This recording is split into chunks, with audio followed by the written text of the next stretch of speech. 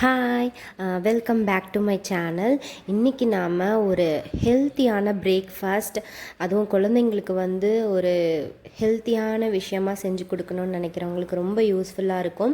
அவங்களுக்கே தெரியாமல் ஒரு ஹெல்த்தியாக ஒரு பிரேக்ஃபாஸ்ட் செஞ்சு கொடுக்கலாம். இது நீங்கள் செய்யறதுக்கு நிறைய இன்க்ரீடியன்ஸும் தேவை கிடையாது. கொஞ்சம் நேரத்தில் ஒரு 15 மினிட்ஸ்லேயே நம்ம ஈஸியாக செஞ்சிடலாம். என்ன பொருள் யூஸ் பண்ணன்றதை பார்க்கலாம் வாங்க. இதுக்கு நாம் வாழைத்தண்டு தான் வச்சு பண்ண போகிறோம். ஸோ இது மாதிரி வாழைத்தண்டு எடுத்துக்கோங்க. வாழைத்தண்டில் நீங்கள் நிறைய நார் எடுக்கணும்னு அவசியம் கிடையாது, ஏன்னா நம்ம மிக்சியில் போட்டு அரைச்சிட போகிறோம். ஸோ ஜஸ்ட் ஒரு ஸ்லைஸ் பண்ணிவிட்டு அப்போ வர நாரை மட்டும் நீங்கள் ரிமூவ் பண்ணால் போதும். நீங்கள் ரொம்ப சின்ன சின்னதாகவும் அரிய வேணாம், நான் மிக்சியில் போட போகிறோம். ஸோ இது மாதிரி அரிஞ்சிட்டு நீங்கள் ஜஸ்ட் போட்டு மிக்சியில் கிரைண்ட் பண்ணிவிடுங்க. 2 வாட்டி போட்டு கிரைண்ட் பண்ணிக்கோங்க. நம்ம வாழைத்தண்டு தான் யூஸ் பண்ணியிருக்கோன்றது குழந்தைங்களுக்கு கூட தெரியாது. ஸோ இது மாதிரி ஹெல்த்தியாக செஞ்சு கொடுங்க. ஸோ இப்போ நம்ம வாழைத்தண்டு அரைச்சி வச்சதை எல்லாத்தையும் எடுத்துக்கலாம். ஸோ ரொம்ப நல்லா அந்த கட்டியாக அந்த வாழைத்தண்டு எதுவுமே இல்லாத மாதிரி மையாக அரைச்சிக்கோங்க. இது கூட நாம் 1 கப்பு கடலை மாவு சேர்த்துக்க போகிறோம்.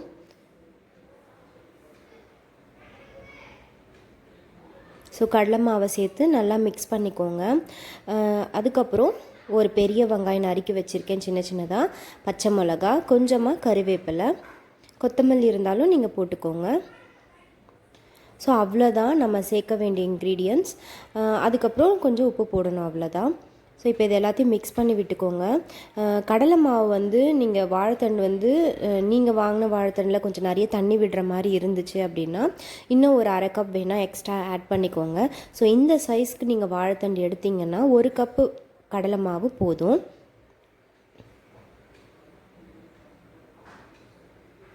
அவ்வளோதான், இது மாதிரி இருக்கும். இப்போ இதில் தேவையான அளவு நீங்கள் உப்பு போட்டுக்கோங்க.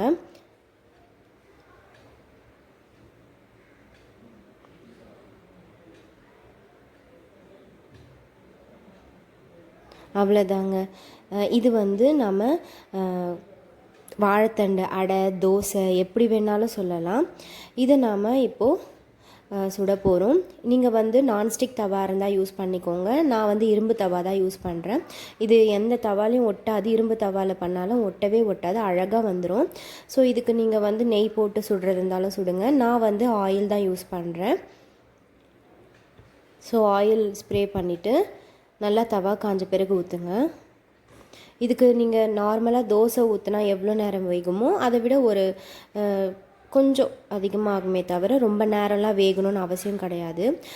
ஒரு பெரிய ஸ்பூன் எடுத்துகிட்டு இது மாதிரி வச்சு ஒரு ரவுண்ட் மாதிரி பண்ணிக்கோங்க.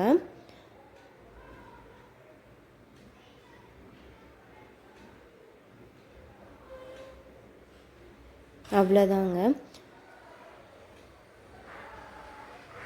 நீங்கள் திருப்பும் போது பிஞ்சு வர்றது அது மாதிரிலாம் எதுவுமே ஆகாது, ஈஸியாக வந்துடும் நம்ம கடலை மாவு போட்டதால். இது நீங்கள் ஈவினிங் ஸ்நாக்ஸ் மாதிரி கூட கொடுக்கலாம். வாழைத்தண்டு பிடிக்காதவங்களுக்கு இது மாதிரி நீங்கள் வித்தியாசமாக செஞ்சு கொடுங்க.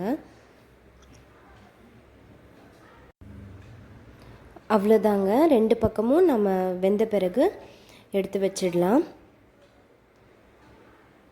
அந்த சைஸ் வாழைத்தண்டு நீங்கள் எடுத்திங்கன்னா 3 பேருக்கு கரெக்டாக இருக்கும் பிரேக்ஃபாஸ்ட்டு. ஸோ இதே மாதிரி நான் எல்லாத்தையும் சுட்டு வச்சுட்டேன். நீங்கள் நிறைய எண்ணெய் போடணுன்னு கூட அவசியம் கிடையாது, இது ஒட்டவே ஒட்டாது, ஈஸியாக வந்துடும். ஆனால் வேகிறதுக்கு முன்னாடி மட்டும் திருப்பிடாதீங்க. வேகிறதுக்கு முன்னாடி திருப்பிட்டிங்கன்னா தான் பிஞ்சிடும். ஸோ நல்லா வெந்த பிறகு திருப்புங்க. ஸோ ஈஸியாக வந்துடும். அவ்வளோதாங்க, நம்ம வாழைத்தண்டு அடை, தோசை எப்படி வேணால் சொல்லலாம். ஸோ ரெடி ஆகிடுச்சு. இதை நீங்கள் வேர்க்கடலை சட்னி இல்லை தேங்காய் சட்னி கூட சேர்த்து சாப்பிடலாம், இல்லைனா தனியாக சாப்பிட்டாலும் நல்லாயிருக்கும். நான் இது கூட தேங்காய் சட்னி அரைச்சி வச்சுருக்கேன்.